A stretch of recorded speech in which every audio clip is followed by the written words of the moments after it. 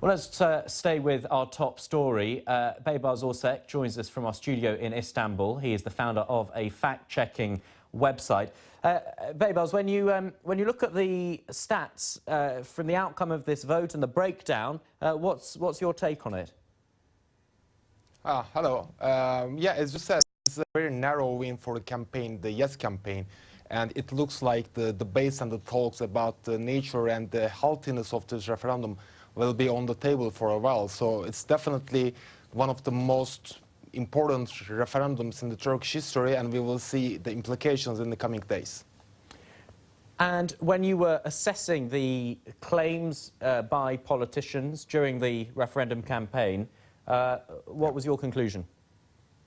Yeah, as Doğruluk Payı, we have been fact-checking the statements of politicians for the last 3 years, and this referendum cycle has been definitely a similar effort from our side. And we have fact-checked more than 100 statements in the referendum topics in this constitutional change, and what we saw was like nothing different than the previous election cycles, and the truthfulness of the statements were something between 25% and 30%, and it's a little bit, you know, weird when it comes to like the importance of informing the public, especially before this kind of an important public vote.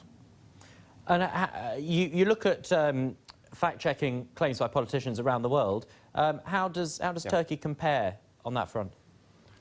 Yeah, I mean, we are a part of the International Fact-Checking Network, an umbrella organization for fact-checking organizations worldwide. And what we see, there is some sort of like similarity in terms of the scores of politicians, especially during the election cycles. And this is one of the highly debated topics in the American elections as well.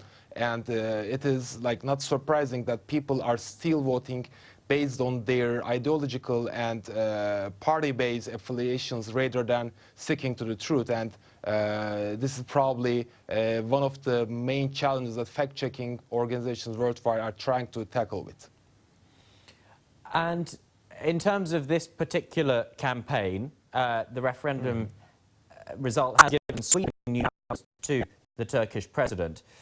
Are you satisfied that the claims that were made during the campaign led to people making an informed decision about what they were doing? I mean, especially in this referendum, we saw lots of references to the concept of truth and the concept of lying from different political actors, including the president, the prime minister, and the leader of the opposition party, and the other representatives of the yes and no campaigns.